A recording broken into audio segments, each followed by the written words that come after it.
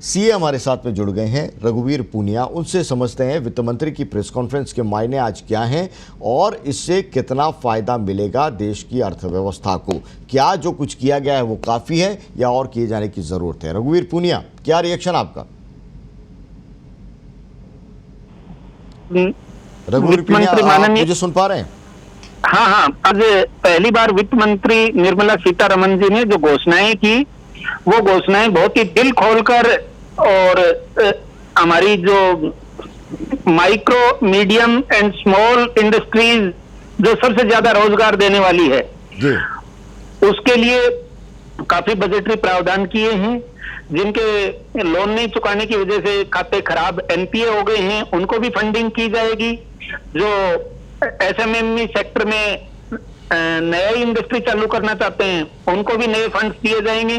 और इस कोविड-19 की वजह से जिनके अकाउंट्स में प्रॉब्लम हो गई उनको भी और फंडिंग की जाएगी।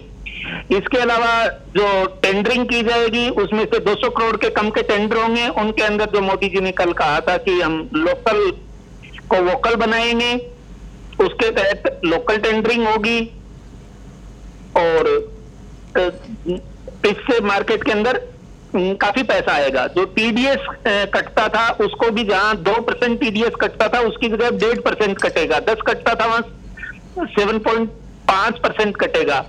सारे इनकम टैक्स के रिफंड नॉन कॉर्पोरेट के क्लियर कर दिए जाएंगे 45 दिन में।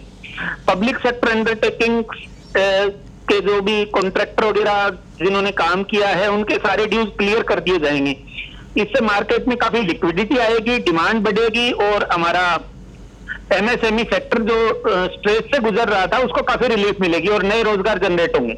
जी, और अब चूंकि वित्त मंत्री ने यह ऐलान कर दिया है और इस सेक्टर के लिए तो काफ़ी ऐलान हो चुके हैं, ऐसे में राजस्थान सरकार को क्या कुछ किए जाने की ज़रूरत है वो है इस वक्त के अंदर और ख़ास तौर से इस सेक्टर के लिए?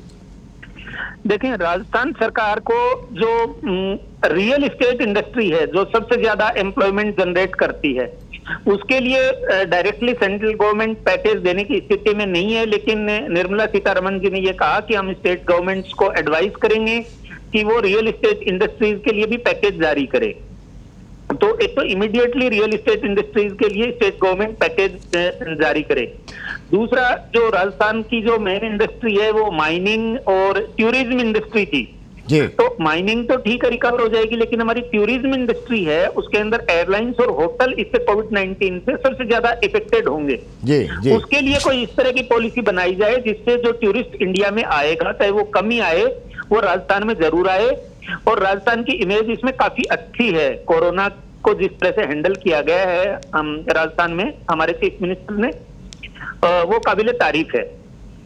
जी, एक जो बात कही है कि एमएसएमई के अंदर न केवल प्रोडक्शन बल्कि सर्विस जो प्रोवाइडर्स हैं उनको भी शामिल किया गया है, इसके मायने क्या है?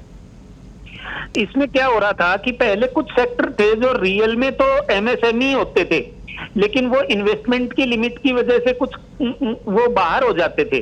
और कोई इंडस्ट्री ग्रोथ करती थी उसमें थोड़ा सा इन्वेस्टमेंट एक्स्ट्रा हो जाता था या उसका टर्नओवर ज्यादा हो जाता था, तो वो इंडस्ट्री को एमएसएमई के बेनिफिट नहीं मिल पाते थे। तो इन्होंने उसकी डेफिनेशन को इनहेंस कर दिया जिससे जो एमएसएमई यूनिट्स होंगी वो अपनी ग्रोथ करती रहेंगी। उनको ये डर नहीं लगेगा कि हमने ग्रोथ कर ली तो, जैसे फॉर एग्जांपल इसको ऐसे समझे कि 5 लाख से ज्यादा सैलरी हो जाएगी तो आपके टैक्स ज्यादा लगेगा। तो इसलिए बहुत सारे एम्प्लॉय कहते थे कि हमारी तनख्वाह तो 5 लाख से कम ही रहेगी, इससे हमारे कम टैक्स लगेगा। जी, तो वो लिमिट इन्होंने इनहेंस कर दी।